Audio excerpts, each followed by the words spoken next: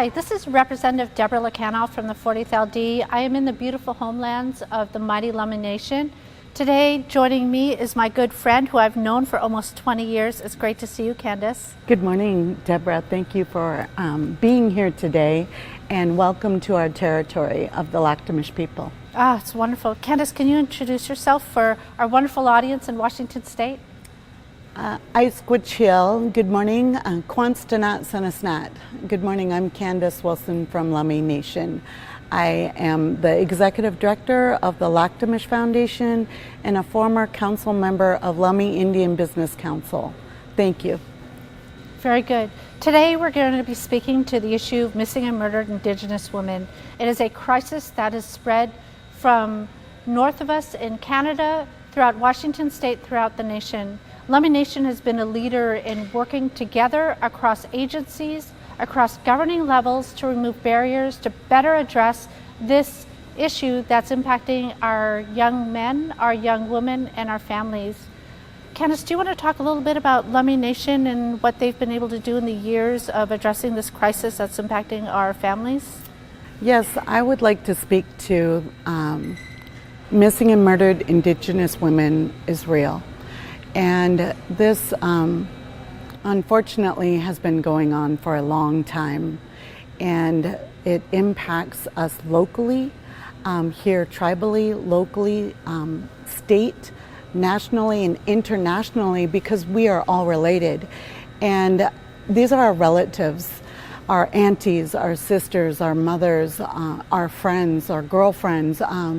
We know each other in one way or another, but the tragedy, the attention to the tragedy most recently has heightened a long overdue story.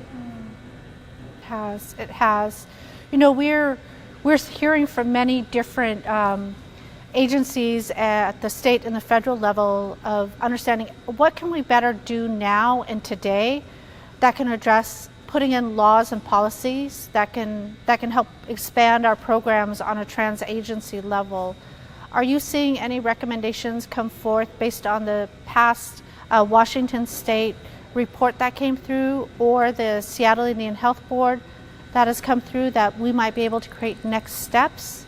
Yes, indeed. Part of that work has been significant in identifying what we need to do at the level of where the incident occurs, identifying our women appropriately, their ethnic background, who they are, where they come from, and letting the area tribes become aware of the situation, that there may be somebody here that may be from an area tribe, or you may know where they come from. So that will help, but it's not just at a state level. The national level really needs to step up and identify that there's a problem, yes, and then what needs to be done, and how we can get some good, solid recommendations moving forward to help tribes take care of this matter and address it in the best way that they can.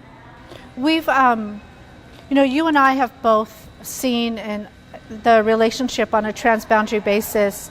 When a young girl goes missing here in Lummi Nation, it's a young girl that goes missing across the border.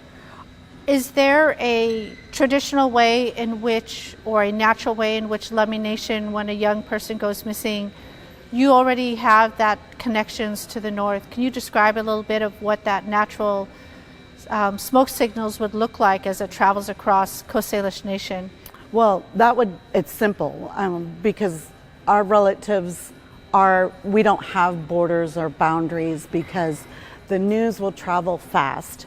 And the people who know people will connect one another to the family, the area tribe, the leadership, or the agency and the services available. But the most important thing is that to acknowledge what the situation is, whether they're missing or murdered, and just be able to maneuver through the process of without borders or boundaries or legislative or policy issues that may sometimes get in the way, but we will move around that. We'll move around it, under it, over it. It doesn't matter. We will find a way. We're going to close a little bit. Lummi Nation created a beautiful ceremony recognizing and acknowledging this crisis amongst our communities. Can you speak to the shawls that were created and the young women that are working with you? Right. The shawls were organized by the Lummi Nation Victims of Crime program. And what we did with the shawls is the significance of each group of people that we see this happening. So whether it's children, it's the women, the adults, or the men, the LGBTQ communities, the Two-Spirit, or our elders. It affects us in all ways, at all levels, all capacity. I think the historical or the generational trauma, if we don't talk about it, we're not going to heal. So when we talk about it, we begin to heal and process. And when we're validated and people help us to take care of one another, we cannot do this alone. We must do this together. So that means not just tribes, but everybody collectively. You know, I just want to say thank you, Candice. You've been my friend for a very long time. And when my little girl said and realized that missing and murdered Indigenous was a crisis and it was real, and she was 13 years old and she saw me traveling alone all the time, she didn't want me to go anymore. And I always told her I had good women and men around me and leadership that I traveled with and I would be safe. And she's like, Mom, I don't want you to go missing.